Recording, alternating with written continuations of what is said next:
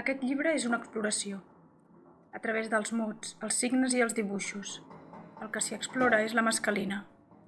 El que aprenc, ho aprenc en el moment, com un principiant.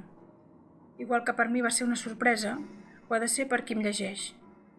Henri Michaud va conrear pintura, poesia i prosa en francès.